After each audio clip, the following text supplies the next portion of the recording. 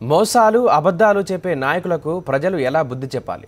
ప్రజల్లో ప్రశ్నించే తత్వం సన్నగిల్లుతోందా? మాట తప్పిన నేతలను ప్రశ్నించేందుకు జనం జంకుతున్నారా? సమాజానికి వైఎస్ జగన్ విసిరిన సవాలేంటి? పొలిటికల్ కామెంట్లో కేఎస్ఆర్ ఏం చెప్తున్నారు?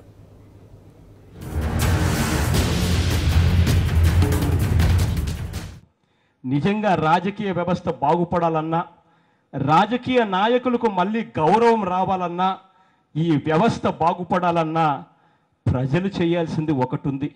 రాజకీయ నాయకుడు ఎవడైనా అబద్ధాలు చెప్తే, మోసాలు చేస్తే ఆ తర్వాత చెప్పులు చూపిస్తాము, చీపుర్లు చూపిస్తాము అన్నది ఏ రోజైతే ప్రజలు గట్టిగా రాజకీయ నాయకులు నిలదీస్తారో అప్పుడు ఈ వ్యవస్థ మారుతుంది. సమాజానికి జగన్ విసిరిన సవాల్. ఏపీ శాసనసభలో ప్రతిపక్ష నేత వైఎస్ఆర్ కాంగ్రెస్ అధినేత వైఎస్ జగన్మోహన్ రెడ్డి సమాజానికే ఒక సవాల్ విసిరారు. రాజకీయ నేతలు ఎవరైనా అబద్ధాలు చెప్పినా, మోసాలు చేసినట్లు అనిపించినా, చెప్పిన మాట నెరవేర్చకపోయినా నిరసన తెలపాలని ఆయన సూచించారు. ఈ సందర్భంగా చెప్పులు చూపాలని, చీపుళ్ళు చూపాలని, ఇది తన విషయంలో కూడా వర్తిస్తుందని జగన్ ధైర్యంగా చెప్పారు. నిజంగానే ప్రజలు అంత ధైర్యంగా చెప్పులు చూపుతారా, చీపుళ్ళు చూపగలరా అంటే చెప్పలేం. కానీ ప్రపంచవ్యాప్తంగా పెద్ద పెద్ద దేశాల అధినేతలపైనే చెప్పులు విసిరిన సంఘటనలు ఉన్నాయి. అవి ఆవేశంలో చేసినవి కావచ్చు, కానీ ఆ పరిస్థితులు రాకూడదని కోరుకుంటాం. కానీ ఇక్కడ జగన్ సమాజాన్ని చైతన్యవంతం చేయడానికి ఉద్దేశించింది అని భావించవచ్చు. కేవలం ముఖ్యమంత్రి చంద్రబాబుకో మంత్రులకో ఉద్దేశించి వారు మాట తప్పితేనే అలా చేయండి అని జగన్ అనలేదు. తాను మాట తప్పినా ప్రజలు నిరసన తెలపవచ్చని జగన్ చెప్పారు. నిజానికి సమాజానికి ఇది సవాల్ వంటిది. చైతన్యం ఉందో లేదో తెలియని సమాజంలో మనం ఉన్నాం.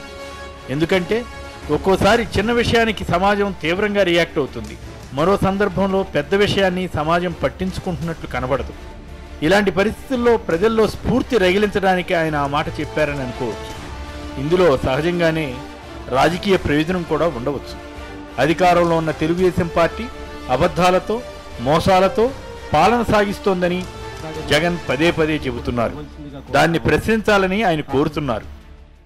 ఇటువంటి వ్యవస్థ చంద్రబాబు నాయుడు గారు మాదిరిగా ముఖ్యమంత్రి కావడానికి, ముఖ్యమంత్రి రేసులో ఉన్న వ్యక్తి ఈ మాదిరిగా ప్రజలను మోసం చేస్తూ పోతే, నిజంగా ముఖ్యమంత్రి సీట్లో కూర్చునేదానికి ఏ గడ్డైనా సరే తినడానికి నేను ఇబ్బంది పడను అని అబద్ధాలు ఆడుతూ పోతే, నిజంగా ఆయన చేసిన అబద్ధాలు, ఆయన చేసిన మోసాలను నిజంగా ప్రజలందరూ కూడా చూస్తూ ఊరుకుంటూ పోతే ఈ వ్యవస్థ బాగుపడుతుందా నేను అడుగుతా ఉన్నా.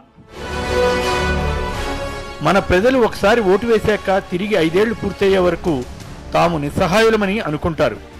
ఆ పరిస్థితి నుంచి మారాలంటే, ఎప్పటికప్పుడు సమాజాన్ని చైతన్యవంతం చేయాలంటే ప్రతిపక్షం ఇలాంటి కార్యక్రమాలు చేపట్టడం మంచిదే.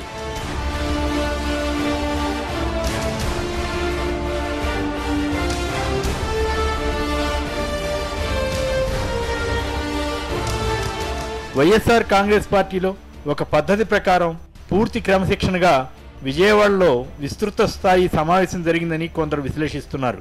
ఎందుకంటే అత్యధిక మాస్ ఫాలోయింగ్ ఉన్న జగన్ను కలవాలని, ఆయనతో మాట్లాడాలని పెద్ద సంఖ్యలో అభిమానులు, కార్యకర్తలు ఏ కార్యక్రమం జరిగినా వేదికపైకి వస్తుండడంతో కొంత గందరగోళంగా ఉండేదని కొందరు అంటారు. ఈసారి ఆ పరిస్థితి లేకపోగా పార్టీ అధ్యక్షుడుగా జగనే మొత్తం నిర్వహణ చేయకుండా కృష్ణా జిల్లాకు చెందిన సీనియర్ నేత, మాజీ మంత్రి పార్థసారథికి సభాధ్యక్ష బాధ్యతలు అప్పగించడం కూడా కొత్తదనంగానే ఉంది.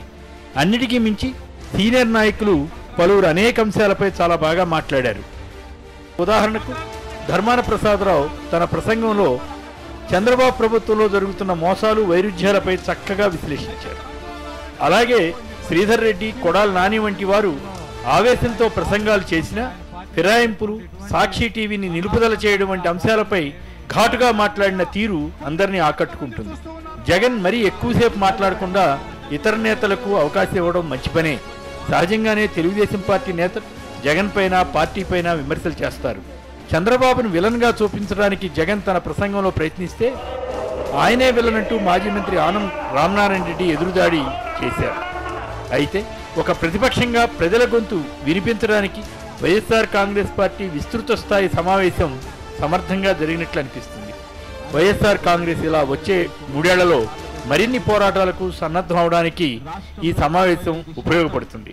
ఈ చేసే మన పోరాటం చంద్రబాబు నాయుడు గారు చేసిన అబద్ధాలు, మోసాలు, హామీలు, చంద్రబాబు నాయుడు గారి చేతగానితనం, వీటి అన్నిటి మీద ప్రజల దగ్గరికి తీసుకొని పోయి ప్రజలకు తోడుగా ఉండి ప్రజల గొంతుకుగా ఉండాలని చెప్పి సవినయంగా, ప్రజలకు అండగా ఉండాలని చెప్పి సవినయంగా మరొక్కసారి కోరుకుంటున్నాను.